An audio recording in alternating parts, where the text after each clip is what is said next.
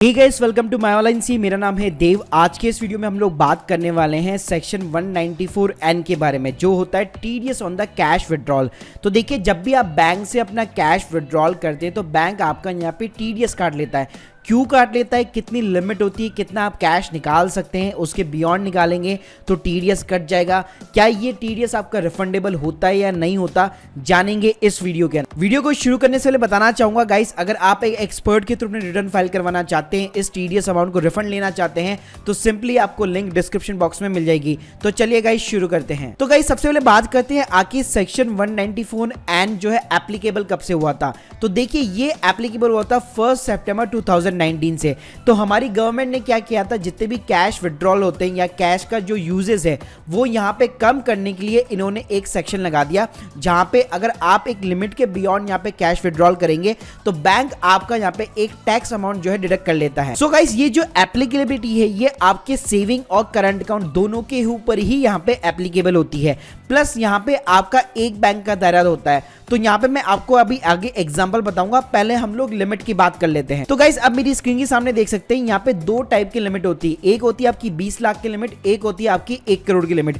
अब ये गाइस जो दोनों लिमिट है वो एप्लीकेबल होती है कि आप अपने इनकम टैक्स रिटर्न यहाँ पे फाइल कर रहे हैं या नहीं कर रहे। तो गाइस, जो भी पर्सन अपनी हर साल regular income tax return file कर रहा है उसको यहाँ पे एक और इस चीज का यहाँ पे बेनिफिट मिल जाता है। तो गाइस देखिए, आप मेरी स्क्रीन के सामने देख सकते हैं, मान लीजिए अगर आपने 20 लाख रुपए तक कैश विड्रॉल किया है पूरे साल भर के अंदर अपने बैंक से, तो गाइस अगर आपने अपनी आईटीआर की कॉपी अगर बैंक को सबमिट कर रखी है, पिछले 3 साल की आईटीआर की कॉपी अगर आपने अपने बैंक को सबमिट कर रखी है, तो यहाँ पे आपका कोई भी टीडीएस यहाँ पे डायरेक्ट नहीं होगा। सेकंड केस गाइस हम लोग वो लेते हैं जहां पे मान लीजिए आपने कोई भी आईटीआर की कॉपी सबमिटेड नहीं कर रखी है, आप आईटीआर फाइल नहीं करते, लेकिन अगर आप 20 लाख तक कैश विड्रॉल करते हैं तो उसके ऊपर आपका कोई भी टीडीएस यहाँ पे डायरेक्ट नहीं होता है। लेकिन गाइस, अगर आप 20 लाख से लेकर 1 करोड़ के बीच में कोई भी अमाउंट जो यहाँ पे, चाहे एटीएम हो या फिर मान लीजिए फिजिकल स्लिप के थ्रू आप कैश विड्रॉल करते हैं, अगर आपने अपने पिछले 3 साल की आईटीआर बैंक को जमा करा रखी है तो कोई भी यहाँ पे टीडीएस आपका डायरेक्ट नहीं होगा।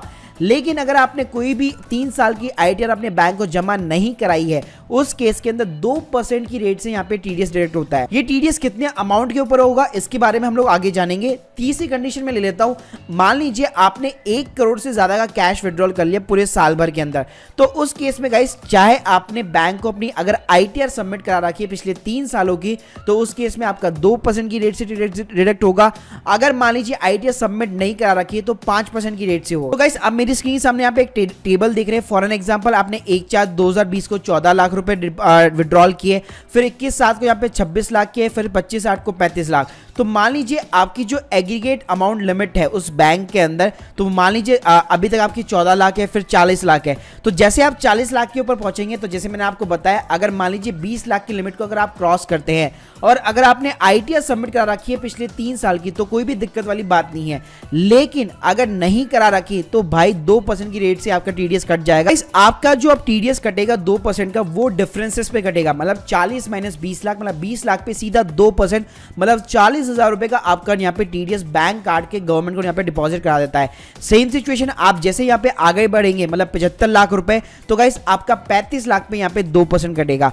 फिर अगर आप मान लीजिए 1 करोड़ को लिमिट को भी यहाँ पे क्रॉस कर जाते हैं, तो अगर आपने आईटीआर जमा करा रखी है तो 2%, वरना फिर 5% की रेट से यहाँ पे कटेगा। मतलब जो भी लिमिट के बियॉन्ड जाएगा उसका जितना डिफरेंसेस होगा उसी पे आपका 2% या फिर 5% की रेट से आपका टीडीएस कटता है। अब गाइस बात करते हैं, मान लीजिए आपके पास में एक सेविंग अकाउंट है, एक करंट अकाउंट है, दोनों से ही आप कैश यहाँ पे विड्रॉल करते हैं, तो गाइस आपकी जो लिमिट काउंट की जाएगी वो कंबाइंड लिमिट काउंट की जाएगी। गाइस तीसरी सिचुएशन ले लेते हैं, मान लीजिए आपके यहाँ पे 3 यहाँ पे सेविंग अकाउंट है, तीनों बैंक के अंदर अलग अलग, तो यहाँ पे क्या होगा, आपकी जो लिमिट काउंट होगी वो अलग अलग होगी। मतलब मान लीजिए आपने एक्सिस से 60 लाख रुपए उठाए, एसबीआई से 50 लाख और आईसीआईसीआई बैंक से आपने 10 लाख रुपए उठा रखे हैं, तो गाइस तीनों ही बैंक के ऊपर आपको 1-1 करोड़ की लिमिट मिलेगी। मतलब अगर आपने मान लीजिए बैंक के पास में अपनी 3 साल की अगर आईटीआर जमा करा रखी है तीनों बैंक के पास में, तो तीनों बैंक से गाइस आपको 1-1 करोड़, मतलब टोटल 3 करोड़ की यहाँ पे आपको लिमिट मिल जाएगी।